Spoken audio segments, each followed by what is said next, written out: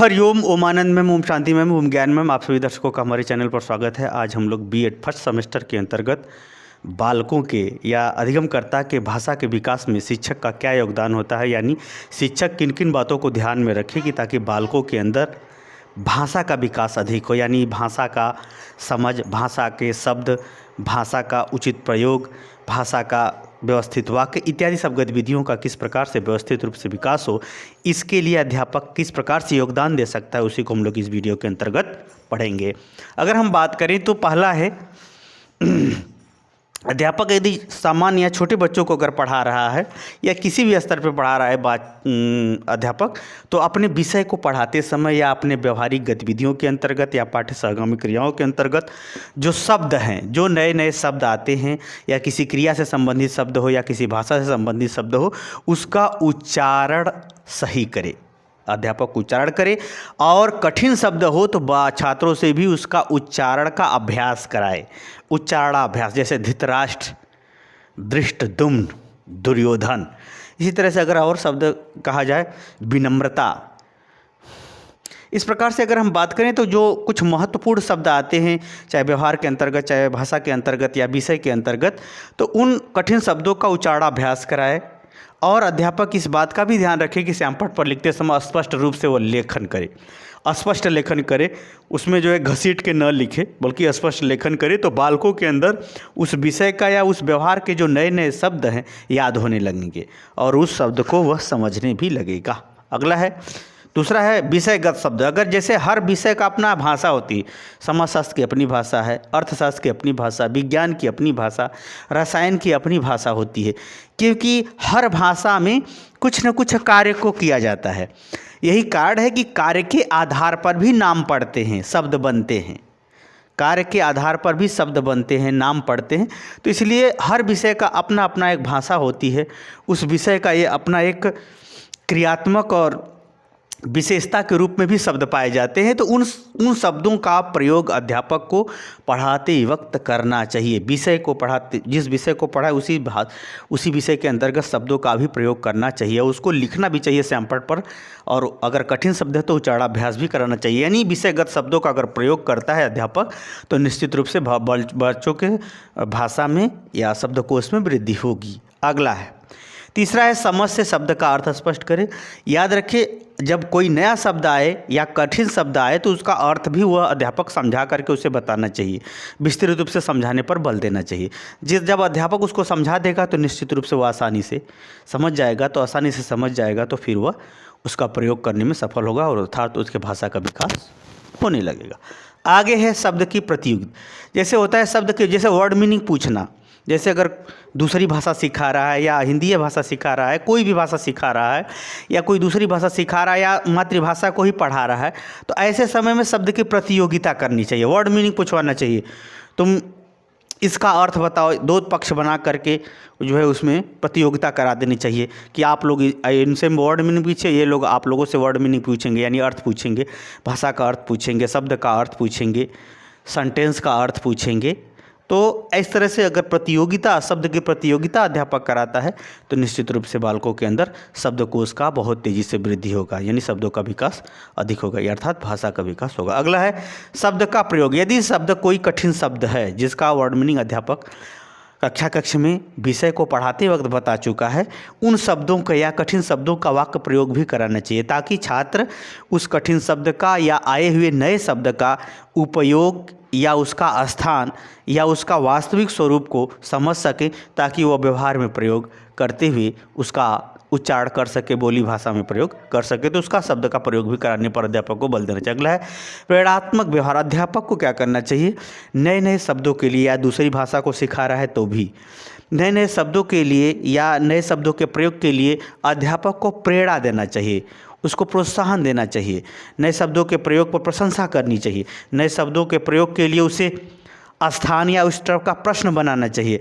इस ढंग का ध्यान में रखते हुए उनको बार बार प्रेरित करते रहना चाहिए, क्योंकि जब नए शब्दों का आप प्रयोग करेंगे, नए शब्दों को आप अपने व्यवहार में या भाषण में या ज्ञान में प्रस्तुत करेंगे, तभी उस स्तर का क्रिया, ज्ञान, परिस्थिति, व्यवहार इत्यादि को समझेंगे, तभी आपका भाषा का विकास व्यवस्थित रूप से अस्थायी स्वरूप में होगा। अगला है सस्वर पाठन। यदि गद्य पद्य पढ़ा रहे हैं, यानी कविता पढ़ा रहे हैं, पद्य पढ़ा रहे हैं, तो पद्य में जितना ही सस्वर पाठन करते हैं, यानी गा के पढ़ाते हैं, मस्त से पढ़ाते हैं, वीर रस को वीर रस के अंदाज में, श्रृंगार रस को श्रृंगार रस के अंदाज में, यानी सस्वर पाठन या संगीत युक्त प्रस्तुति। जैसे जो गाना होता है वो जल्दी याद होता है। क्यों? कि जब आप जो गाना आपको पसंद होता है, क्यों याद होता है? क्योंकि वह सस्वर भावना के साथ अभिव्यक्ति किया जाता है। तो जब अध्यापक जो है सस्वर पाठन करता है या संगीत युक्त ढंग से विषय को भावपूर्ण अंदाज में प्रस्तुत करता है, तो नए शब्दों का विकास बहुत तेज़ी से होता है और उस शब्द का वास्तविक भाव के साथ भी विकास होता है। तो इससे जो है शब्दकोश में वृद्धि होती है। अध्यापक को इस तरह से बालकों के भाषा के विकास के अंतर्गत प्रयत्न करना चाहिए, यानी अपनी भूमिका को अदा करना चाहिए। अगला भाषा की प्रतियोगिता। जैसे भाषा की अगर हम प्रतियोगिता करें, भाषण प्रतियोगिता, जैसे अगर किसी भाषा का विकास कराना है, उससे संबंधित जो कोई टॉपिक उठाइए, कोई समस्या उठाइए, कोई विचार उठाइए, कोई सिद्धांत उठाइए, कोई नियम या नैतिकता को उठाइए, तो उससे क्या होता है, पहले से अगर आप वो टॉपिक निश्चित कर देंगे तो जो बालक उस पर बोलेंगे उससे संबंधित तो कठिन शब्दों को उनमें जोड़ना ही पड़ेगा। तो उन कठिन शब्दों के जोड़ करके वो अपनी बात रखेंगे या उससे संबंधित शब्दों का जब वो प्रयोग करेंगे तो निश्चित रूप से उनके भाषा का विकास होता है।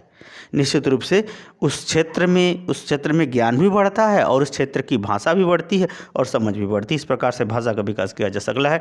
निबंधात्मक प्रयोजन। निबंध एक ऐसी चीज़ होता है जिसमें अधिगमकर्ता अपनी स्वतंत्र अभिव्यक्ति करता है।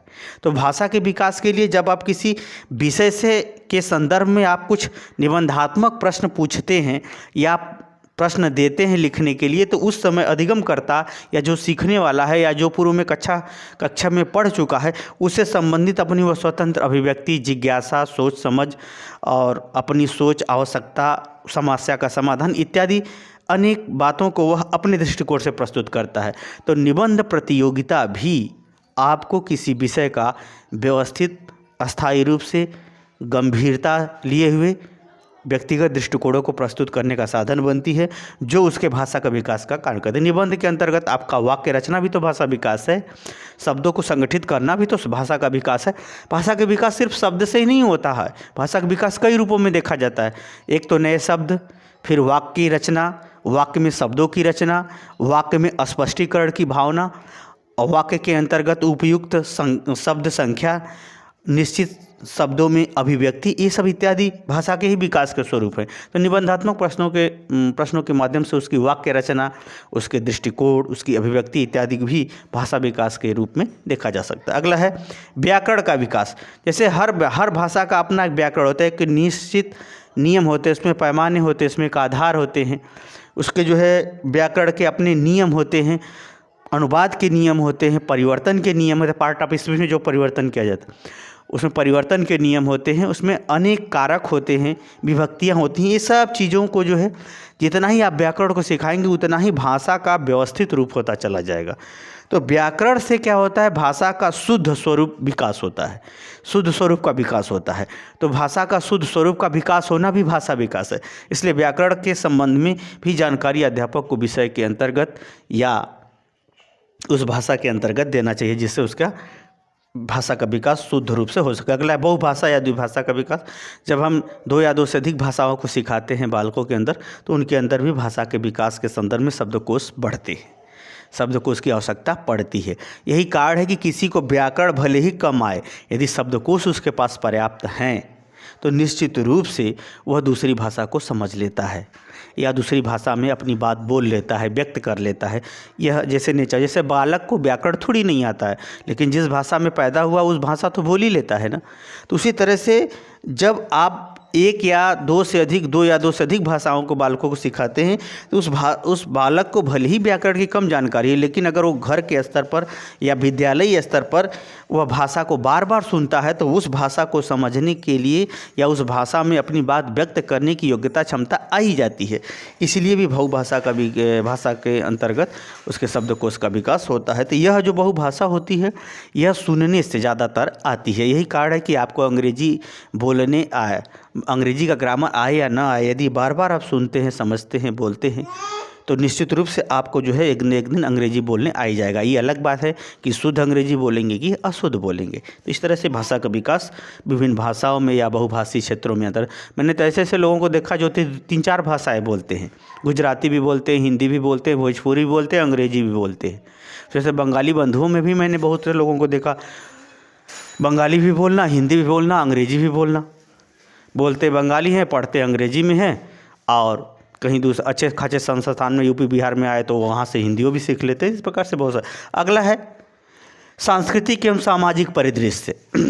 भाषा विकास के लिए बहुत महत्वपूर्ण होता है। भाषा विकास का एकदम सरल रूप होता है, थोड़ा सा उच्च स्तर पर होता है। कहने का मतलब एक माध्यमिक स्तर या उच्च स्तर पर अगर देखें या पूर्व माध्यमिक स्तर पर देखें, तो अगर किसी बालक को किसी समाज के संबंध में या किसी व्यवहार के संदर्भ में कोई नया शब्द सिखाना हो, तो कोई सांस्कृतिक या सामाजिक परिदृश्य, घटना, व्यवहार, परिवर्तन, आवश्यकता इत्यादि की टॉपिक या इत्यादि के विषय में आप कहानी बताना शुरू कीजिए, उसे समझाना शुरू कीजिए, उसे बताना शुरू कर दीजिए, तो निश्चित रूप से उससे संबंधित शब्दकोश का विकास हो जाता है। चाहे वो व्यावसायिक दृष्टिकोण ही क्यों न हो, आर्थिक दृष्टिकोण क्यों न हो। तो ये सब दृष्टिकोणों से क्या होता है, उनको नए शब्द सीखने का या नए शब्द जानने पहचानने का उनको अवसर मिल जाता है, जो सहजता से ही कहानी के माध्यम से, क्रिया के माध्यम से, व्यवहार के माध्यम से, आवश्यकता के माध्यम से, वर्तमान चुनौतियों के माध्यम से या घटनाओं के माध्यम से वे नए शब्दों को आसानी से सीख लेते हैं। इस प्रकार से वो भाषा का विकास हो जाता है।